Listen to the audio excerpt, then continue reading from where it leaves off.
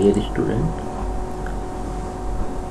पहले की क्लासेज में जैसा कि हमने बताया था कि मैं सेल्फ जितेंद्र वर्मा, मैं यहाँ पर असिस्टेंट प्रोफेसर बॉटनी का, और आपको हमने रिक्शिया का शुरू करा था। पहला पार्ट हमने रिक्शिया का पढ़ा दिया था। इस तरह से आपका सिलेबस हमने उसमें डिस्कस किया था कि कैसे, तो यहाँ पर 5 यूनिट का सिलेबस है और एट प्रेजेंट हम जो ये सेकेंड यूनिट चला रहे थे, जिसके अंदर हम रिक्शिया पढ़ रहे हैं।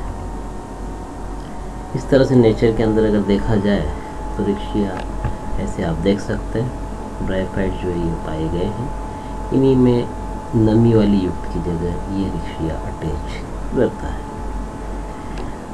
स्ट्रक्चर वाइज अगर हम देखें तो इस तरह की ये इसकी प्लांट बॉडी है, जो कि हमने पूर्व की क्लास में पढ़ा था, और उसका हम सेक्शन काट के, जिसको हम वर्टिकल ट्रांसवर्स सेक्शन करते हैं, जो भी हमने देखा था, ये इस तरह से रिक्शा की संरचना है। और जब हम इसका वर्टिकल टेक्स्ट सेक्शन काटते हैं, ट्रांसवर्स सेक्शन, ऊपर वाला जो रीजन है ये इस तरह का है, और लोअर वाला जो रीजन है वो इस हिसाब से आपको ये दिखाई देगा। और उसके नीचे जो है ये राइजोइड्स, जो कि स्मूथ वाल्ड और ट्यूबरकुलेटेड प्रकार के हैं, ये दिखाई देंगे।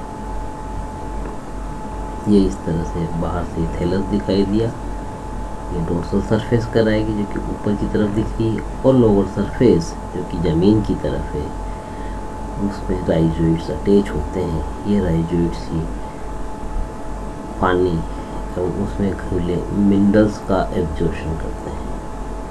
ऊपर वाला जैसा कि हमने पोर्शन ये दिखा रहे हैं, ये ग्रीन वाला है, और ये फोटोसिंथेटिक्स का मेन कार्य करता है, यानी कि डिवीज़न ऑफ लेबर यहाँ पर टिश्यू वाइज डिस्ट्रीब्यूट हो गया।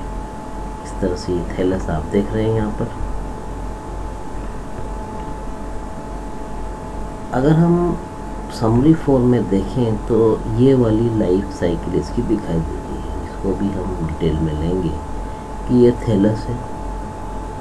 थैलस के अंदर धसे हुए सेक्स ऑर्गन्स हैं, जिसको कि हम एंथीडियम और एग सेल वगैरह जो ये स्ट्रक्चर रहेगा, ये इसके अंदर प्रोडक्शन। इसके अंदर फाइनली एंथीरोजोइड बनेंगे, और यहाँ पर फाइनली एग सेल रहेगी। फिर ये फर्टिलाइजेशन होगा और 2n संरचना बनेगी, जैसा कि अभी हमने आगे के स्लाइड में लेंगे हम। इस तरह से ये 2n संरचना यहाँ पर बनेगी। फिर इसका डिवीज़न होगा, यानी कि इस 2n स्ट्रक्चर में डिवीज़न होंगे, और फिर आगे चलकर एम्ब्रियो बनेगा, ये कर सकते हैं, या अर्लियर एम्ब्रियोनिक स्टेजेस कर सकते हैं। यानी कि जो भी स्ट्रक्चर 2n बनेगा, ये भोजन के लिए जो मेन बात हम ये करना चाहेंगे इस ग्रुप के लिए, वो इस टिश्यूज़ पर निर्भर रहेगा। एक क्लोरोफिलस नहीं होता है, यानी कि खुद का भोजन खुद नहीं बना पाता, जबकि आप हायर प्लांट्स जैसे एंजियोस्पर्म में देखेंगे, वहाँ पर इससे विकसित अवस्था होती है। ये स्थिति रही, ये रही, फिर इस तरह से बाद में हैप्लॉइड डिवीज़न होकर ये वापस थैलस बनेगा। इस तरह से यहाँ पर पीढ़ी एकांतरण, जो alternation of generation haploid diploid का देखा जा सकता है। लेकिन जो मेन बात हम करना चाह रहे हैं कि डिप्लॉइड फेज हैप्लॉइड के ऊपर ही सारी प्रक्रियाओं के लिए निर्भर रहते हैं, मेनली भोजन के लिए तो रहते ही हैं। ये यहाँ पर है, इसलिए ये इतना विकासशील नहीं हो पाया। यानी विकास का क्रम जारी है, पर ये बेसिक यहाँ पर डिफरेंस है।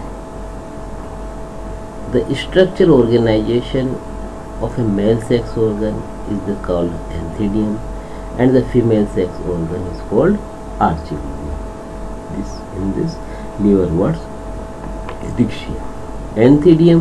The anthidium, as shown in figure, physically in contact with the thallus gametophyte tissue. It possesses a multi-celled, multi-layered stalk and globose head that has a multicellular but unilateral enthedial wall within the jacket are formed a very large number of androcyte, कई सारी संख्या में androcytes या spermatids से बनेगा. Each spermatids at maturity gets metamorphosis into a single haploid biflagellated sperm cell or entherozoid.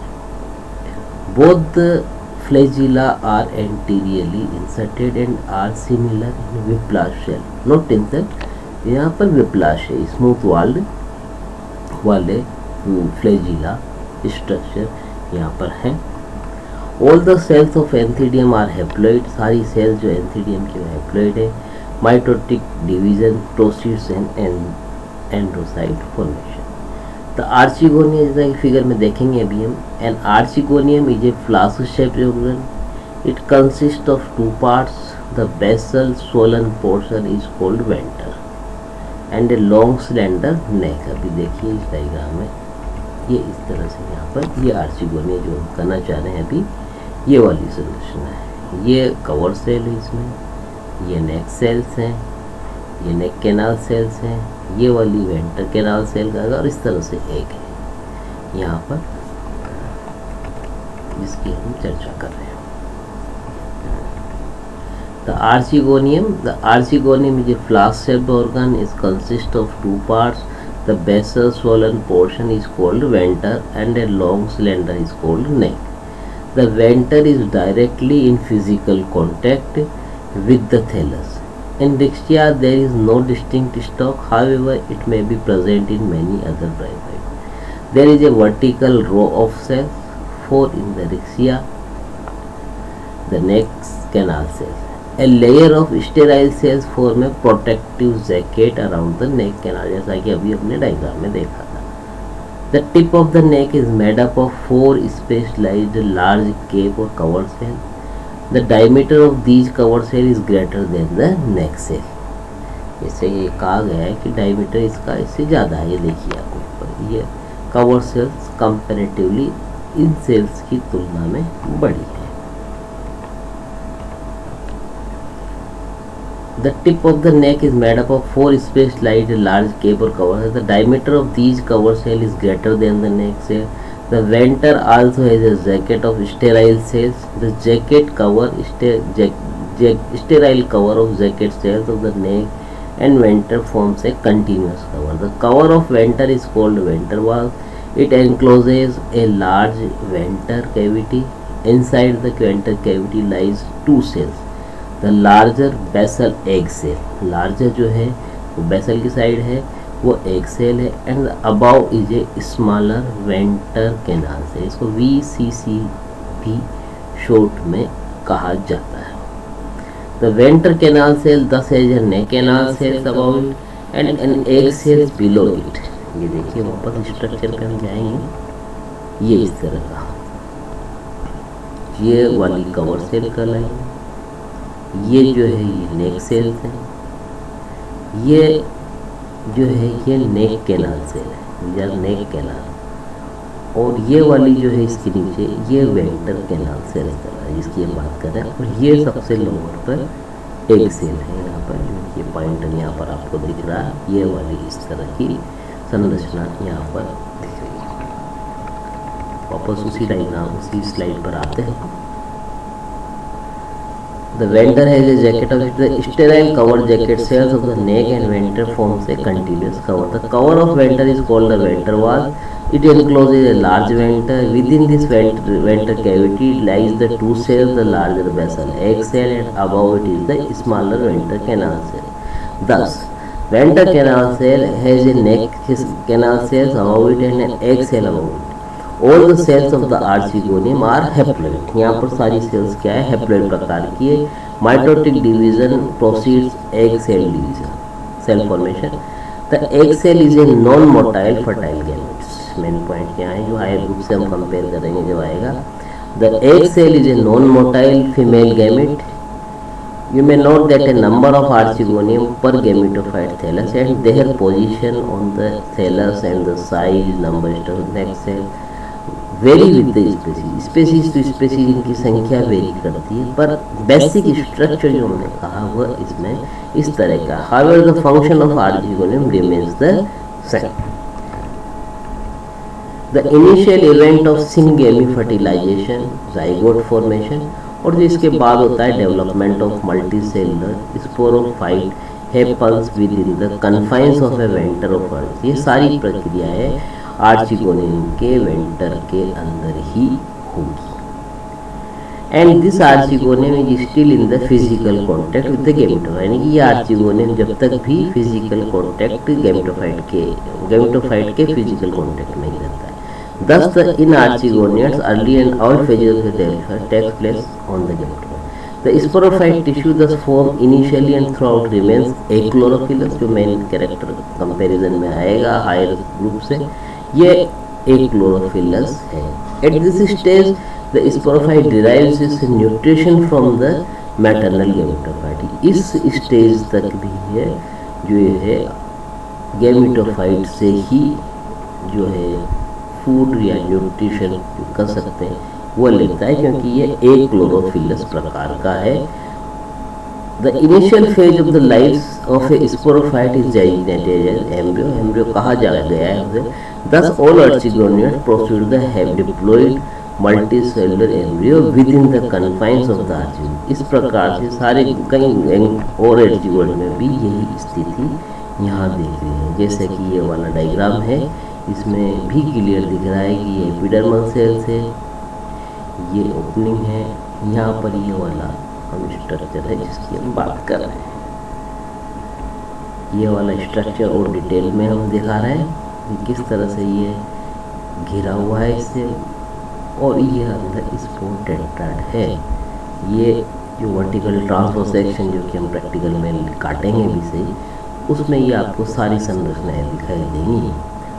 और कई बार और ब्राइफाइट से कन्फ्यूज़न भी हो जाता है, तो उसको हम ये इस फोटोसिंथेटिक फिलामेंट जो वर्टिकल है इसके बेसिस पे हम एकदम से प्रथम दृष्टया पहचान लेते हैं कि ये कैसे रिक्शिया का थैलस है। क्योंकि अगर हम कंपेरेटिव करें मार्केशिया से एकदम से, तो वहाँ पर चैम्बर्स बनना शुरू हो जाते हैं, यहाँ पर कॉलम्स ही उपस्थित हैं। ये इस तरह से हमने यहाँ दिखा रखा है कि पोस्ट फर्टिलाइजेशन इवेंट्स कैसे हैं इसमें। Venter calyptra neck represent the maternal gametophyte tissue, zygote multicell capsule zygate, एपिसिस represent the two and sporophytic stem, spore tetrad are new gametophytic generation, spores are formed following the meiosis mother cell, diploid sporophytic tissue are retained anchored, nourished by the mother gametophyte in the archegonium। ये इस तरह से वो जो पहले हम structure लिया था वही वाला स्ट्रक्चर है, कैसे इसकी मल्टीसेलुलर सेक्स ऑर्गन जो है ये दिखाई देता है आर्चिगोनियम। ये वाली संरचना हम यहाँ पर देखें। इसी क्रम में इसका डेवलपमेंट हमने दिखाया है कि किस तरह से ये cells archegonium mother cell divide होगी। ये डिवाइड हुआ, ये हुआ, देन इस तरह से अब सरफेस से ऐसा दिखाई देगा, फिर डिवीजन होगा, फिर ये रहा, ये सरफेस से दिखेगी, इस तरह से ये कवरिंग बनी, ये सेल्स, फिर इसमें डिवीज़न होकर ये फाइनली इस तरह से इस स्ट्रक्चर का रूप इसने लिया। जो ये मैच स्टेज में देख रहे हैं ये कवर सेल्स है, और ये इस तरह से एक सेल यहाँ पर दिखाई दे रही है। ये कलरफुल डायग्राम में अगर आप देखें तो इस तरह से कवर सेल्स दिख रही हैं, ये नेक कैनाल सेल्स कहलाएंगे, ये पूरा एरिया आपका ये नेक कहलाएगा। और इस वाले को हम एंड वेंटर कहते हैं, ये एक सेल है। ये इस तरह से स्ट्रक्चर दिख रहा है। और एंथीडियम के केस में इस तरह से ये है, ये जैकेट सेल्स है, इसको कवर कर रहे हो क्लियरली डायग्राम में दिख रहा। और ये इस तरह से फर्टाइल सेल्स है, इनसे आगे चलकर एंथीडियम, ये वाला वेजिटेटिव का आ जाएगा। फर्टाइल मीन्स जो कि रिप्रोडक्टिव पार्ट बनाते हैं, और ये वेजिटेटिव जो कि उसके खान पान की व्यवस्था अरेंज करेंगे। ये कह सकते हैं सीधे शब्दों में कि ये फूड प्रोवाइड करने का कार्य करते हैं, और ये रिप्रोडक्टिव यानी कि नेक्स्ट जनरेशन को चलाने का कार्य करते हैं। ये वही वाली लाइफ साइकिल जो हमने पहले अभी डायग्राम में बताई शुरू में समरी 4 में, कि किस तरह से थैलस है, देन ये बना, ये बना, ये बना, फिर इनके फ्यूजन प्रोडक्ट बना इस तरह से, फिर ये रिडक्शन डिवीजन होकर ये बनी, और ये पूरा थैलस इस तरह से वापस बन पाया और नई जनरेशन इसकी शुरू। इसी को हमने समरी 4 में लिखा है कि bryophytes exhibit alternation of generation, gametophyte multicellular dominant and persist most of the life cycle part. Sporophyte is a short-lived, it grows on an embryo embedded within the mature gametophyte part and is dependent on the gametophyte for its nutrition. This is a very important character जो कि आगे हम comparison में देखेंगे। The unbranched sporophyte produce a single spore embryo. ये इस तरह से पूरी लाइफ साइकिल आप देख सकते हैं। ये मेन चीज़ है जिससे आप पूरा इस जेनेरा को याद रख सकते हैं। ध्यान रखिए, अगर इसको याद कर लिया तो सारी इवेंट्स आप अपने आप रिकॉल कर सकते हैं।